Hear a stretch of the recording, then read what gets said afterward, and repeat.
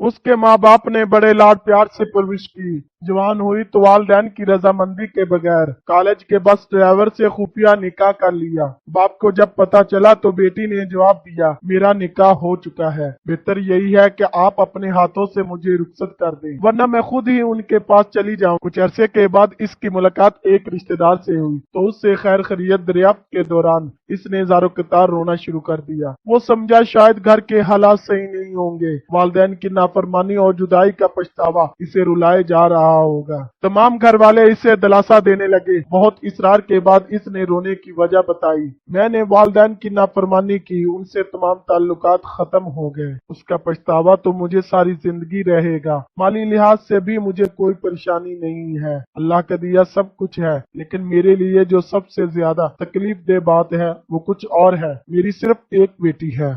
मेरे शौहर नमाज पढ़ने के बाद दुआ मांगते हैं तो मैंने चुपके से कई बार उनकी दुआ सुनी है। वो रोते हुए और गिड़गिड़ाते हुए अल्लाह पाक से सिर्फ एक ही दुआ मांग रहे होते हैं, या अल्लाह मेरी बेटी माँ पे ना जाए, या अल्लाह मेरी बेटी माँ पे ना जाए, या अल्लाह ये अपनी माँ की तरह घर से भाग के कभी शादी ना करे, ये अपनी माँ की तरह अपने वालिदैन की इज्जत को रुसवा ना करे। ये दुआ तमाम लड़कों और लड़कियों के लिए एक पैगाम और एक नसीहत है और एक ऐलान है। अगर कोई समझे तो अल्लाह पाक किसी भी माँ बाप को अपनी औलाद की रुसवाई से बचाए। आमीन। इस पैगाम को दूसरों तक पहुंचाएं ताकि अल्लाह किसी की जिंदगी को आपके जरिए बदल दे। तो दोस्तों, कैसी लगी आज की स्टोरी? आपने अपने कमेंट्स में लाजमी बताना है। शुक्रिया।